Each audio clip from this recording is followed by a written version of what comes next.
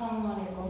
Bugungi darsimiz tabiatshunoslikka doir o'quv ishlari tashkil etish shakllari bo'lib, unda rejalarimiz tabiatshunoslik o'quv ishlarining ahamiyati, o'quv ishlarini tashkil etishning asosiy shakllari, zamonaviy usullar va interfaol mashg'ulotlar, tabiatshunoslikni o'rganishda samaradorlikni oshirish yo'llari hisoblanadi.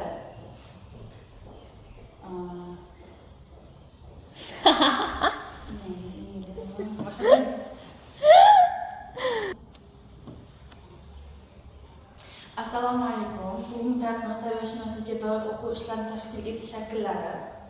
Bunda 4 rejamizda iborat bo'lib, tabiatshunoslik o'quv ishlarining ahamiyati, o'quv ishlarini tashkil etishning asosiy shakllari, zamonaviy usullar va interfaol mashg'ulotlar, tabiatshunoslikni o'rganishda samaradorlikni oshirish yo'llari, o'quv jarayonini samarali tashkil etishning muhim jihatlari, tabiatshunoslikka doir o'quv ishlarini tashkil etish shakllari bo'lib, o'quv ishlarini samarali tashkil etishda sinf dars shakli bu juda samarali bo'lib, bunda o'quvchi bir vaqtning o'zida yangi mavzuni tushunadi, savol-javoblar, tajribalar ko'rsatadi, mustahkamlash ishlari olib boradi. Bu juda samarali usul hisoblanadi. Amaliy mashg'ulot shaklida o'quvchilar bevosita faoliyat orqali dam oladi, ya'ni tajriba o'tkazishadi, laboratoriya ishlari, tabiiy obyektlar kuzatishadi, ekskursiya, sayohat shaklida tabiatni bevosita o'rganish juda muhim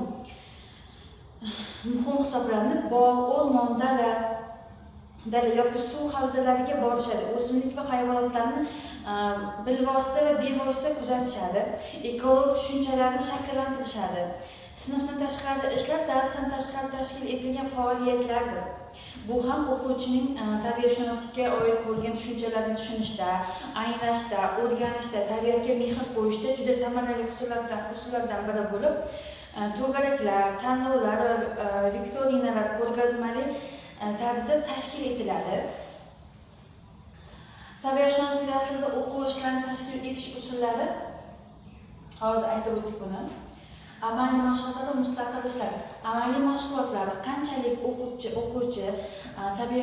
tabiat haqida amaliy ishlar bajarsa, gullar eksa, daraxtlarni oqlasa, yerlar og'dirsa, ko'chatlar o'tkazsa, bu bolalarning ongida, bilish jarayonida kuchliroq qoladi va ular tabiatga ko'proq mehr beradi, o'zlarini tabiatni asrashga bo'lgan xizmatlarini qo'shadi. To'garak mashg'ulotlar va ularning ahamiyati. To'garaklar bola darsdan so'ng, darsdan va o'zi bo'sh qolgan vaqtda o'qituvchilar tomonidan to'garak tashkil qilinganligi, ota-onalar hamkorligida albatta, ular o'quvchilar bo'sh vaqtlarini har xil o'yin, kulgu bilan o'tkazmasdan turli to'garaklar bilan o'tkazsa, bu juda samarali hisoblanadi. Bunda tabiatshunoslikka oid to'garaklar o'quvchilarning qiziqishlarini yanada chuqurlashtiradi va iqtidorlarini namoyon etishi uchun ajoyib maydon hisoblanadi. To'garaklarda o'quvchilar turli loyihalar ustida ishlashlari, ilmiy izlanishlar olib borishlari, o'zlarining qiziqgan mavzularini batafsil o'rganishlari mumkin. Dars jarayonida o'rgana olmagan yoki yodidan chiqqan narsalarni to'garaklarda takrorlab olishi yanada samarali bo'ladi. Asosiy o'quv ishlarini tashkil etishning zamonaviy yondashuvlari, tabiatshunoslik o'quv ishlarini tashkil etish shakllari. Tabiatshunoslik darslarida, ayniqsa yordamchi maktablarda oddiydan murakkabga qarab, etapma-etap harakatlanib, o'qitib, o'rgatib borish bu juda samarali hisoblanadi.